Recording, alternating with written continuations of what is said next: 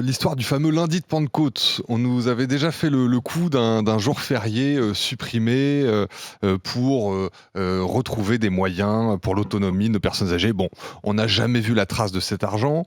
Là encore, je pense qu'on ne verra pas la trace de cet argent. C'est chiffré à 4,2 milliards d'euros, de renoncer à 2 jours fériés.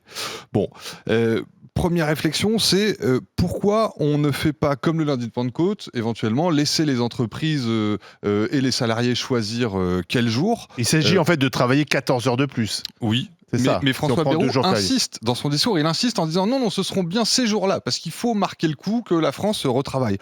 Bon, la France, Enfin, la elle France travaille qui déjà. retravaille, ça va concerner ceux qui travaillent déjà. Exactement.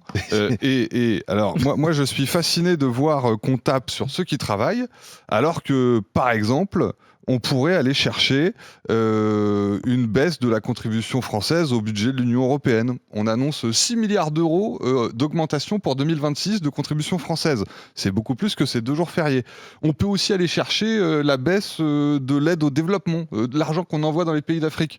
9,5 milliards d'euros. C'est Donc tu 4 dis jours qu'on fériés pourrait travaillés. chercher de l'argent ailleurs. Oui. Mais sur le principe des 2 jours fériés, toi-même, ça En te fait, concerne. Tu vas travailler 2 jours de mais plus. ça tombe toujours sur les mêmes. Et tu ne seras pas payé plus d'ailleurs. Exactement. Et ça tombe toujours sur les mêmes. Et donc, en fait, le grand moment de vérité s'est transformé en bon, alors les gars, vous vous en doutiez, ceux qui travaillent vont encore travailler plus pour voir leur argent s'engloutir dans le puits sans fond du déficit budgétaire français.